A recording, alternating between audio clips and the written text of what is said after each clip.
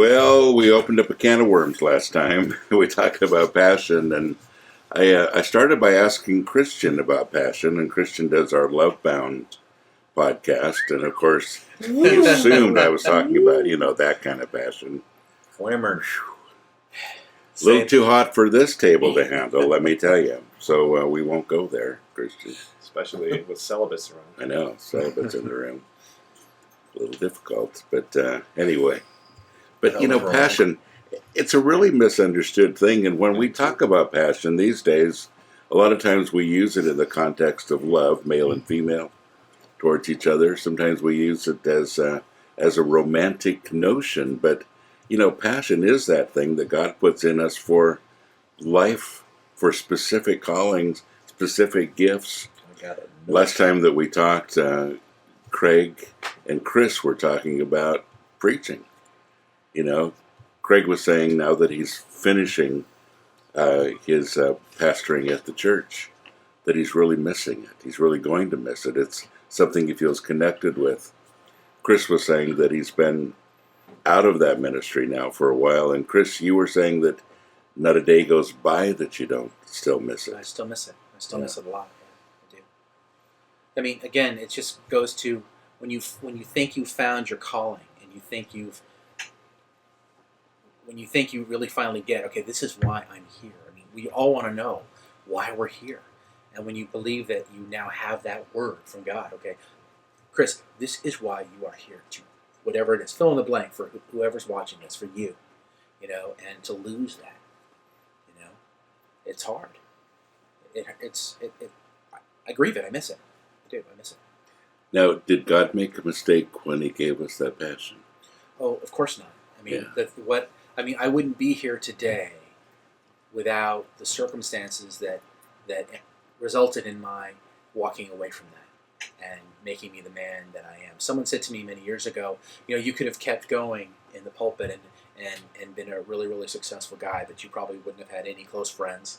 Your family and kids probably all would have hated your guts, because you never would have been available for them, and ultimately you might have thought you were doing this great service for God when really all you were doing was feeding your own flesh.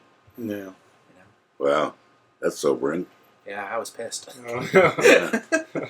Yeah. Scott, do you miss it? I do. I'm just sitting here trying not to think about it too much as y'all are talking about it, to be honest with you, because I get a big lump in my throat.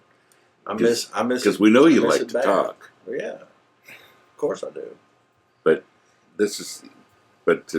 that feeling that you have when you're in front of people and helping them, and you've got some things on your heart that you feel like God's given you, and you're presented to a group of people, to all of a sudden have to turn that off, that's not an easy thing. I found some of that back in podcasting. Yeah.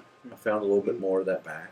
The ability, especially whenever you stop, when you stop the camera and you back up and you realize how many people are actually checking that out. I mean, that goes out to a lot of people. Yeah. So I found some of that back, but the church ministry, the bulk of my ministry was in front of teenagers, and it wasn't a small group of teenagers; it was large groups, and being able to stand How many up. kids? Well, the last church I was at, it was nothing for them to have. On an average Wednesday night, we'd have 140 kids. When we have pizza night, we'd have over 300 kids. It was big. I'd come out for pizza night. Well, they all do. Why don't we have pizza?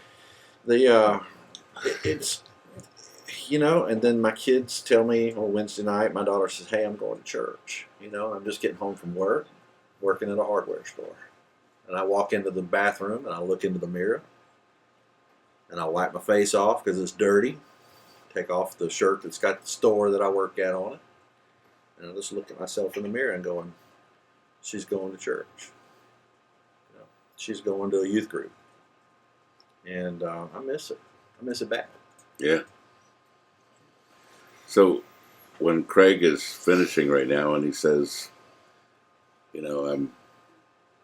this is me, this is what I do, this is how I feel. That's a big deal. It is. Yeah, I think we again, we are continually trying to find ourselves, and so many times we identify with the things that we're doing, and I know that that's a natural human tendency. I guess there's benefit to that, and there's negativity to it as well. But regardless of what position you find yourself in, I mean, I would be an absolute liar to say that I don't love it, because I do. I love preaching, and especially whenever you feel like you've got a word from the Lord, and you come in and it really does go like you thought it would. But also, guys, there's Sunday mornings that I think, man, I would love to not go today. Well, sure. And I'm the guy on the in the main ring. Those are days that I used to call Communion Sunday. It's true. You did. Seriously, True. every time we had communion in the sanctuary, those are days I just didn't feel like preaching. Yeah. Some days I didn't even show up. I just say, "You guys, Communion Sunday." It's I'm not coming. It's not just the preaching, though. I mean, all the politics involved with it, and they're just. Now, don't miss that. I don't miss the garbage and the crap. I don't miss that. I miss the fun of standing up there and the eyes looking at me, and me saying something that God's given me to say, and their eyes It go. connects, exactly. And- It makes and a they- difference. it is awesome. They Their life get has it. changed. And It when is, they get it, when God has given me something, and you have that feeling like you're the lightning rod, Conduit. the lightning comes to you, Yeah. and then it comes out of you into the other one, and you see them get it. Yeah, all the planets live for align that. for that moment in live for time. that. I totally and get it. That is what I miss. That's Mhm. and, Miss that. and I it was just a lot of fun for me. And but I mean, you saw as we were talking about planning some of the future things that are coming up, and I told you I'm all about this. If this is going to happen, I want to be a part of it. And you said when it happens, Mm-hmm. you have no idea the button that pushes inside of me, because there we are again with me having an opportunity of being able to do. I won't see the faces, but I know the potential of some people getting it. And if one person gets it, then I feel like my passion is worth the time spent. Yeah. I do think, though, that you do have to kind of look at it in this manner, because, one of the things that the church has always been great at, really, well, prior to maybe the Dark Ages, but prior to that, was being able to transition and be relevant. And Jamie, like you said, we've lost our relevance. But now with podcasting, I mean, look at those views. How many hundreds? And that's not done just because the next one comes out.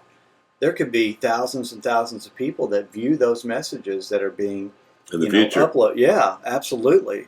Yeah, I look back at some of my numbers, and we're a lot of other places besides YouTube, but on YouTube I look back, and the last time I looked, I had 2,000, and there was one I looked at the other day, I had 21,000 views on it, and I thought, what did I get 21,000 views on that one? But we have an But avenue. they just keep going. In this podcasting stuff that we do, we have Yeah. avenues there that you would never have behind the pulpit, and I find Absolutely. such freedom in that. I mean, a zombie movie or music, or you to be able to talk about stuff that now preachers aren't free to talk about because they'll be asked to step down. Right. And we have the options to open up, not just cans of worms. I mean, we have options to open up into things and explore these in ways that were never possible. Well, and this is one of the reasons I wanted you three especially to talk about this, because you're the three pastors, well, besides me. But for this reason, is because we are passionate about this, and everybody at the table here is passionate about this, what we do. We're passionate when we bring the word to you. We're passionate when we birth something in our hearts, and we can't wait to turn on the camera to share it with you, because we feel like God is giving us something of substance that you need.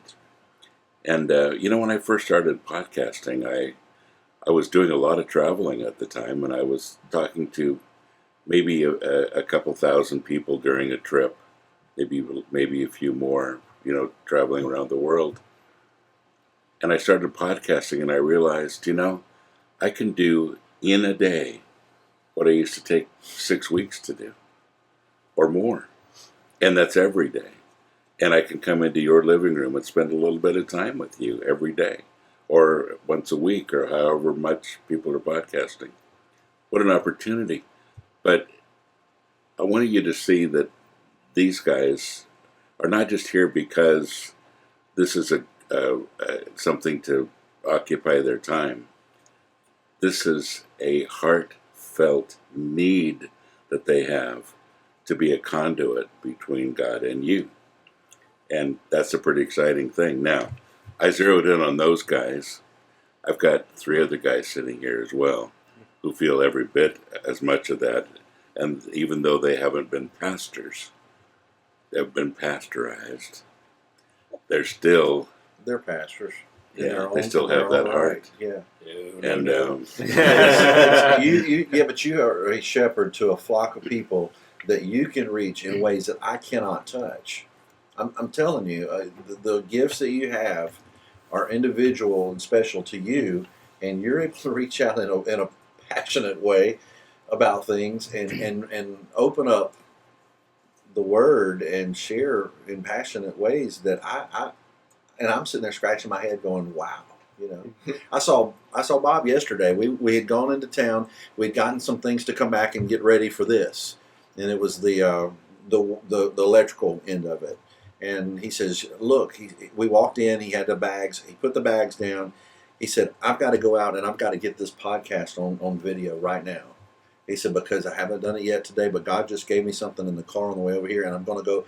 And he goes out the door, and I walk over to the door and I look out, and he's got his camera sitting there on his car, and he's just letting go with something that God had just given him minutes before, and within 30 minutes it's in 150 people, and then 30 minutes later it's 350 people, and 30 minutes later it's 550 people. Awesome opportunity. And it's mind blowing to have the opportunity to do that.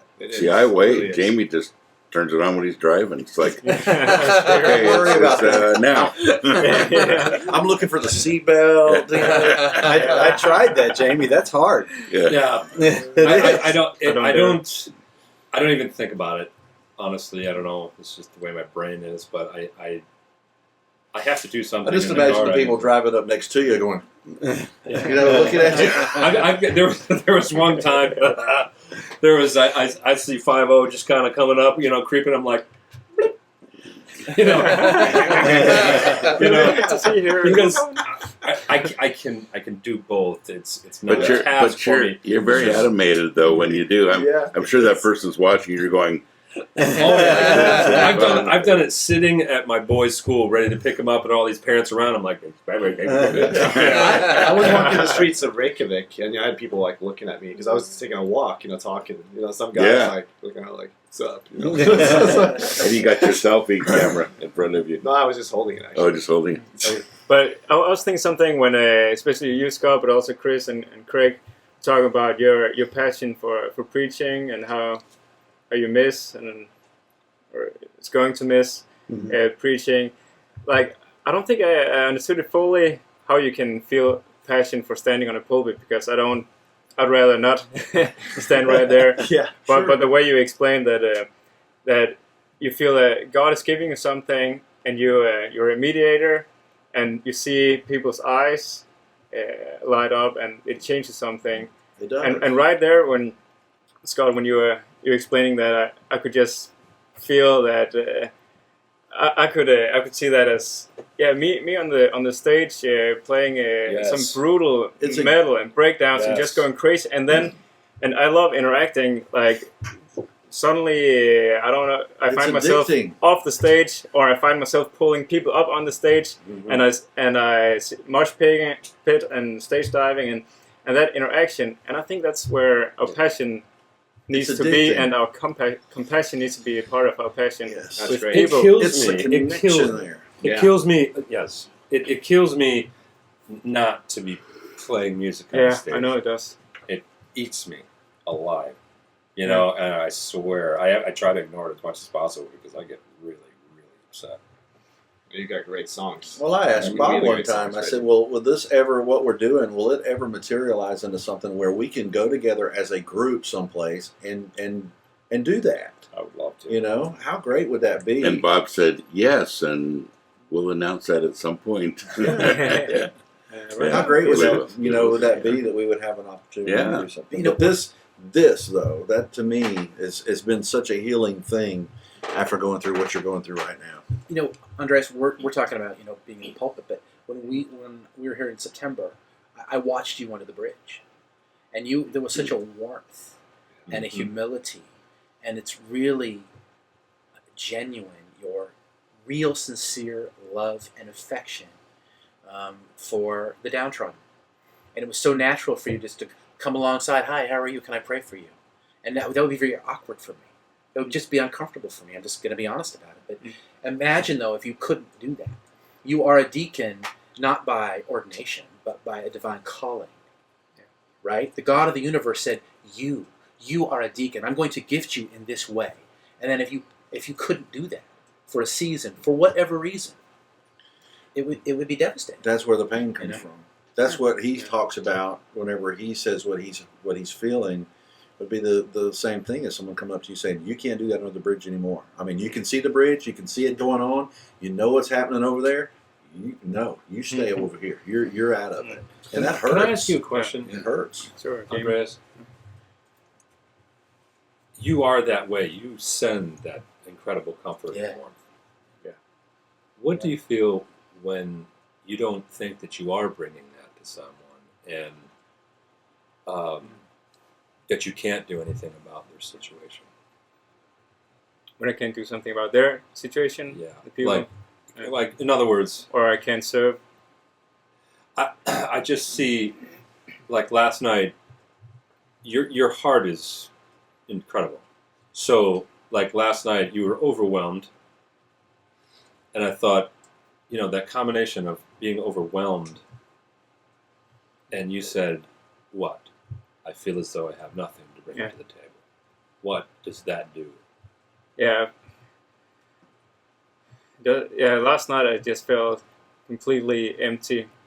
That I came this weekend with nothing to bring, absolutely nothing. And somehow God got me in the car and drove down here from Illinois, 8 hours.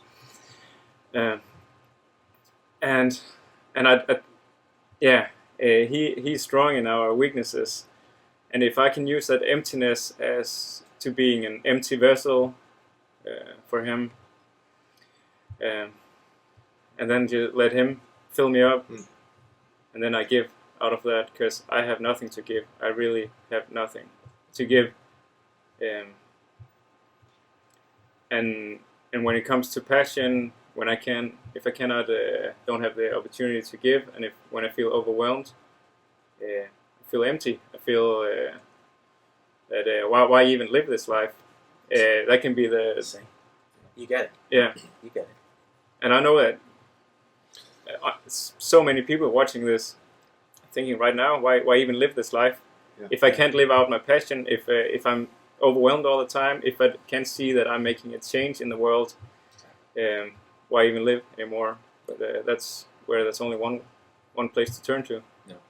Andreas, God went out of his way to call you to be a deacon and to give you a deacon's heart, didn't he? You know, I know your family very well. Your family's kind of my family too. Yeah, you're And, Grandpa Bob. Yes. And your mom tells me stories of when you were a small child that you had a huge anger problem. In fact, they took you in to see a psychologist because they were concerned that your moods were so outrageous they couldn't handle you, and they were concerned about where you were going with it. And It's hard to imagine. I can't Really? see it. Oh, I that's can't making see me it. so angry. yeah, Now I'm really- It's almost like God was like, all right, I'm going to get this all out now so he doesn't have to deal with Yeah. it later. yeah, that's But what I thought honestly, too. I know Andreas very well because he used to travel with me. And you learn a lot about people when they travel with you, especially internationally, because there's all kinds of things that can go wrong and do. Buying plane tickets. Yeah, yeah. Yeah. But we've we've been through a lot, and I don't think I've really ever seen you angry. But Till he's on it's stage. interesting to me When he's that, on stage, it looks like anger when he's on stage. yeah, when he's on stage, he's a different guy. But I just think that's an interesting thing, that when God calls you, you can't ever take credit for that calling. You can't say, well, this is just something that I do because it's intrinsically what I'm good at. I think some things become intrinsic. But you're an example of God taking an angry person, and all of a sudden something changed when God got a hold of your heart, and you became a deacon, the opposite of where you were. Yeah. What do you do with that? That's amazing, Yeah, isn't it? it is strange. Yeah. Yeah. Just say thank you. And you realize it's- that it's His gift to you, don't you? Yeah, absolutely. And once again, I can't take credit, and I'm glad I'm surrounded by you guys. That if the day comes that I start taking credit for what God has given me, then I've got you to hold me. We'll just slap you around. Yeah, We're good at So- slapping. just put me down in the dirt and then pull me up again. Yeah. Yeah, but yeah, and still God over and over again gives me chances, second chances, third chances. Just Yeah. when I feel like giving up, and I maybe do give up, then He reminds me of the calling. And definitely for me, it's I need to be surrounded by guys like you to remind me of the calling and the passion and the Absolutely. compassion He's given me. We've talked about how important it is to make sure that you know your calling, like you just said, to make sure that you are within your passions, that you're using those things that God's given you to make a difference with the people around you. But we really need to talk more about how does that fit in with everybody else. And, many people feel like kind of the odd duck with everybody else around them. How do my gifts really fit in with this body that I'm in, or how do I communicate what I have with other people, and how do I use their gifts in my life? And you may have caught a little bit of that going around the table here, but I wanted to get a little more specific about that too as we come back next time, because how that plays out in your life will make a huge difference in how you see the church and how you see the body of Christ in the future. So that's where we're going to pick up next time. Thank you so much for joining us. This has been a great time. I hope you're enjoying it as much as we are. See you next week. Bye-bye.